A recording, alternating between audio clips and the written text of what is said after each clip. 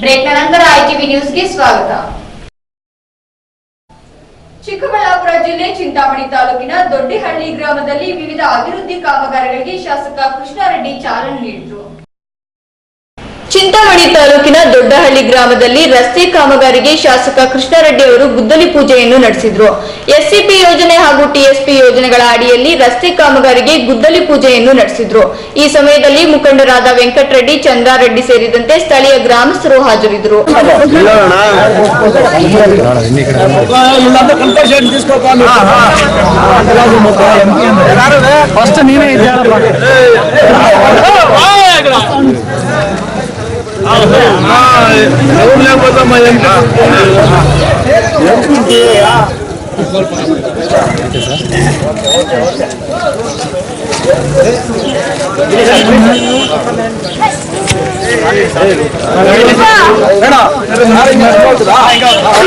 Cameraman Oddalli Subrahmanyam ಜೊತೆ Nagaraj, ಐಟಿವಿ news, Chintamani. ರೈತರು ತಮ್ಮ ಜಮೀನುಗಳಿಗೆ ಸಂಬಂಧಿಸಿದಂತೆ ಪೋಡಿ ಮಾಡಿಕೊಳ್ಳಲು ತಾಲೂಕು ಕಚೇರಿಗೆ ಅಲೆದಾಡುವುದನ್ನು ತಪ್ಪಿಸಲು ಸರ್ಕಾರ ಕೈಗೊಂಡಿರುವ ಪೋಡಿ ಮುಕ್ತ ಅಭಿಯಾನ ಕಾರ್ಯಕ್ರಮವನ್ನು ರೈತರು ಸದುಪಯೋಗಪಡಿಸಿಕೊಳ್ಳಬೇಕು ಎಂದು ಚಿಕ್ಕಬಳ್ಳಾಪುರ ಜಿಲ್ಲಾಧಿಕಾರಿ ಡಾಕ್ಟರ್ ಎಂವಿ ವೆಂಕಟೇಶ್ ಹೇಳಿದರು. ಶಿಡ್ಲಘಟ್ಟ ತಾಲೂಕಿನ ಬೆಲ್ಲುಟಿ ಗ್ರಾಮದಲ್ಲಿ ಆಯೋಜನೆ ಮಾಡಲಾಗಿದ್ದ ಪೋಡಿ ಮುಕ್ತ ಅಭಿಯಾನ ಕಾರ್ಯಕ್ರಮವನ್ನು ಉದ್ಘಾಟನೆ ಮಾಡಿ ಮಾತನಾಡಿದ ಅವರು, 1:1 ಆರ್ಟಿಸಿ, 1 ನಕ್ಷೆ, ಯಾವುದೇ ಶುಲ್ಕವಿಲ್ಲದೆ ಪೋಡಿ ಅಳತೆ ಮಾಡುವುದು, ಆರ್ಟಿಸಿ ಮತ್ತು ಭೂ ದಾಖಲೆಗಳಲ್ಲಿ ಇರುವ ಕ್ಷೇತ್ರದ ವ್ಯತ್ಯಾಸ ಸರಿಪಡಿಸುವುದು, ಗ್ರಾಮವಾರು ಬಾಕಿ ಇರುವ ಪೋಡಿ ಪ್ರಕರಣಗಳನ್ನು ಅಳತೆ ಮಾಡುವುದು ಈ ಅಭಿಯಾನದಲ್ಲಿ ನಡೆಯಲಿದೆ. ಭೂಮಾಪಕರು ಗ್ರಾಮದಲ್ಲಿ ಅಳತೆ ಕೆಲಸ ಕೈಗೊಳ್ಳಲು ಬಂದಾಗ ಅಗತ್ಯ ಮಾಹಿತಿ ನೀಡಿ ರೈತರು ಸಹಕಾರ ನೀಡಬೇಕು. ಈ ಅವಕಾಶ ಸದುಪಯೋಗ ಪಡಿಸಿಕೊಳ್ಳಬೇಕು. ಭೂಮಾಪನ ತಂಡ ಗ್ರಾಮಕ್ಕೆ ಭೇಟಿ ನೀಡಿದಾಗ ದಾಖಲೆಗಳೊಂದಿಗೆ ತಪ್ಪದೇ ಜಮೀನಿನಲ್ಲಿ ಹಾಜರಿದ್ದು ಅಳತೆಗೆ ಸಹಕರಿಸಬೇಕು.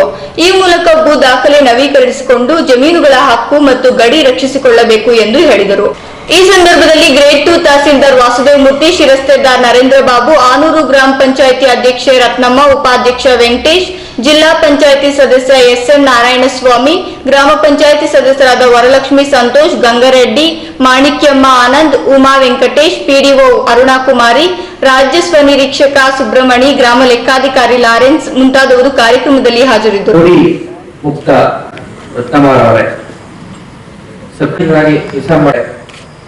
ಎಲ್ಲ ಚುನಾಯಿತ ವಿಶೇಷವಾದ ದಿವಸ ಅಂತಾನೆ ಹೇಳ್ಬೋದು. ಯಾಕೆಂದ್ರೆ ನಮ್ಮ ಇಡೀ ಜಿಲ್ಲೆಯಲ್ಲಿ ಪ್ರಥಮ ಹಂತದಲ್ಲಿ 18 ಗ್ರಾಮಗಳನ್ನ ನಾವು ಆಯ್ಕೆ ಮಾಡಿಕೊಂಡು ಪೋಡಿ ಮುಕ್ತ ಅಭಿಯಾನದಲ್ಲಿದೆ. ಪೋಡಿ ಒಂದು ಸರ್ವೆ ಇಲಾಖೆಗೆ ಹೋಗಿ ಒಂದು ಹದ್ದುಬಸ್ತನ್ನ ಗುಡಿಸ್ಕೊಂಡು ಒಂದು ಭೂಮಿಯನ್ನ ವಿಭಾಗ ಮಾಡಿಸ್ಬೇಕು ಅಂದ್ರೆ ಎಷ್ಟು ಕಷ್ಟ ಅಂತ ನಿಮ್ಗೆ ಈಗಾಗ್ಲೇ ಭೂಮಿಯನ್ನ ಹೊಂದಿರುವ ಪ್ರತಿಯೊಬ್ಬ ರೈತ ಇರುತ್ತೆ. ಉದಾಹರಣೆಗೆ ಒಂದು ಸರ್ವೆ ನಂಬರ್ ಅಲ್ಲಿ 5 ಮಾಲೀಕರು ಇರ್ತಾರೆ. ಒಬ್ಬೊಬ್ಬರಿಗೆ 1 ಎಕರೆ, 2 ಎಕರೆ, 1.5 ಎಕರೆ, 1.5 ಎಕರೆ ಇರುತ್ತೆ ತಿಳ್ಕೊಳ್ಳೋಣ. ಅವ್ರಿಗೆ ಹದ್ದುಬಸ್ತ್ ಎಲ್ಲಿದೆ, ಗಡಿ ಗುರುತಿದೆ ಅಂತಾನೆ ಗೊತ್ತಾಗಲ್ಲ. ಅವರು 10 ವರ್ಷಗಳಿಂದ ಎಲ್ಲೋ ಉಳುಮೆ ಮಾಡ್ಕೊಂಡು ಹೌದು ಈ ಜಮೀನ್ ನನ್ಗೆ ಆಗಿದೆ ಅಂತ ಅನ್ಕೊಂಡು ಉಳುಮೆ ಮಾಡ್ತಿರ್ತಾರೆ. ಅವ್ರು ಮಾರಾಟ ಮಾಡ್ಬೇಕಾದ್ರೆ ರೆವಿನ್ಯೂ ಸ್ಕೆಚ್ ಹಾಕ್ಸ್ಕೊಡ್ಬೇಕು.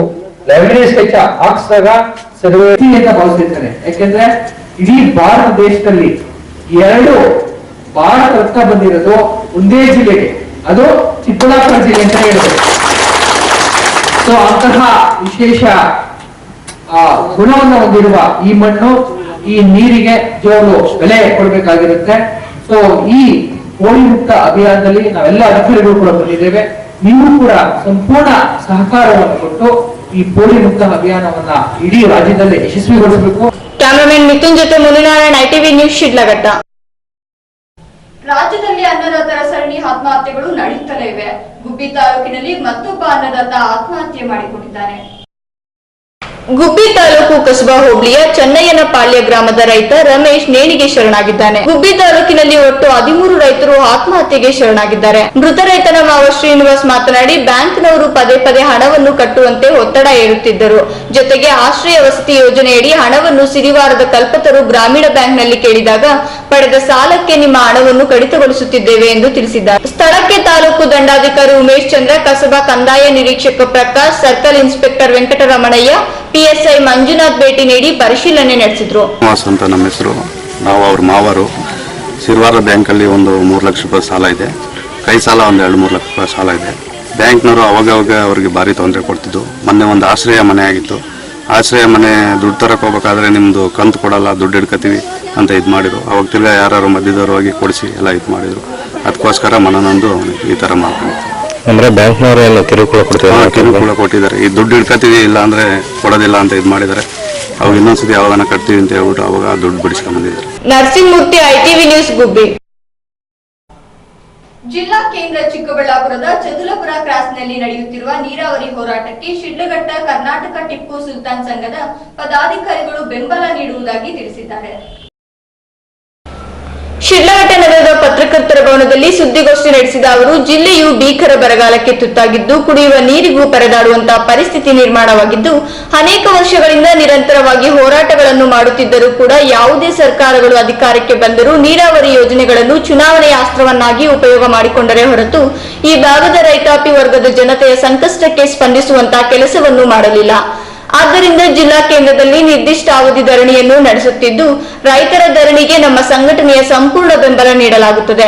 ಇದರ ಭಾಗವಾಗಿ ದಿನಾಂಕ 19/10/2015 ಬೆಳಗ್ಗೆ ನಗರದ ಬಸ್ ನಿಲ್ದಾಣದಿಂದ ಮೆರವಣಿಗೆ ಮುಖಾಂತರ ದಿಬ್ಬುರಹಳ್ಳಿ ರಸ್ತೆಯ ಅಮೀರ್ ಬಾಬಾ ದರ್ಗಾದವರೆಗೆ ಪಾದಯಾತ್ರೆ, ನಂತರ ದರ್ಗಾದಿಂದ ತೆರಳಿ ತಹಸೀಲ್ದಾರರ ಮುಖಾಂತರ ಸರ್ಕಾರಕ್ಕೆ ಮನವಿ ಪತ್ರವನ್ನು ಸಲ್ಲಿಸಲಾಗುತ್ತದೆ. ದಿನಾಂಕ 22ರಂದು ನಗರದಿಂದ ಬೈಕ್ ರ್ಯಾಲಿ ಮೂಲಕ ಚದುಲಪುರಕ್ಕೆ ತೆರಳಿ ಧರಣಿಯಲ್ಲಿ ಭಾಗವಹಿಸುತ್ತೇವೆ ಎಂದು ಅವರು, ನೀರಾವರಿ ಯೋಜನೆಗಳ ಮುಖ್ಯ ಸ್ಥಾನದಲ್ಲಿ ಈ ಭಾಗದ ಜನತೆಗೆ ನೀರು ಹರಿಸಲು ವಿರೋಧ ವ್ಯಕ್ತಪಡಿಸುತ್ತಿರುವ ಎಲ್ಲಾ ಜನತೆಗೆ ಮನವಿ ಮಾಡುತ್ತೇವೆ ಎಂದರು. ಈ ಸಮಯದಲ್ಲಿ ತಾಲೂಕು ಗೌರವಾಧ್ಯಕ್ಷ ಶೇಖ್ ಶಬೀರ್ ಪಾಷಾ, ತಾಲೂಕು ಅಧ್ಯಕ್ಷ ಅಪಲ್ ಪಾಷಾ, ಉಪಾಧ್ಯಕ್ಷರಾದ ಜಿಯಾವುಲ್ಲಾ, ಇಮ್ರಾನ್ ಖಾನ್, ಕಾರ್ಯದರ್ಶಿ ಜಹೀರ್ ಅಹ್ಮದ್, ಆರಿಫ್ ಪಾಷಾ, ಖಾಜಾಂಚಿ ಇಮ್ತಿಯಾಜ್ ಪಾಷಾ, ಬಾಬು ಮುಂತಾದವರು ಹಾಜರಿದ್ದರು. M Muninarayan, ITV news, Shidlaghatta. ಇದಿಷ್ಟು ಇವತ್ತಿನ ಸುದ್ದಿಗಳು. ಈಗ ಮತ್ತೊಮ್ಮೆ ಹೆಡ್ಲೈನ್ಸ್. ವಂದನೆಗಳೊಂದಿಗೆ ನಾನು ಶಿಲ್ಪಾ. ITV, ಇದು ಸತ್ಯಕ್ಕೆ ಪ್ರತಿಬಿಂಬ. ಶಾಸಕರ ಮಾತಿಗೂ ನೋ ರೆಸ್ಪಾಂಡ್. ಮಾರುಕಟ್ಟೆ ತುಂಬಾ ಕ್ಲೀನ್ಲೆಸ್ ಬ್ಯಾಂಡ್, ಮತ್ತೆ ಗಲೀಜಾಯಿತು APMC ಮಾರುಕಟ್ಟೆ.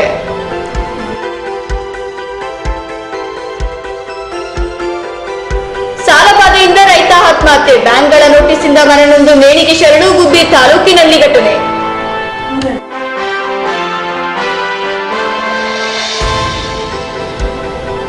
ಪೌಡಿ ಮುಕ್ತ ಯೋಜನೆ ಸದುಪಯೋಗ ಪಡಿಸಿಕೊಳ್ಳಿ, ರೈತರಿಗೆ ಅನುಕೂಲವಾಗಲೆಂದು ಯೋಜನೆ ಜಾರಿ. ಜಿಲ್ಲಾಧಿಕಾರಿ MD ವೆಂಕಟೇಶ್.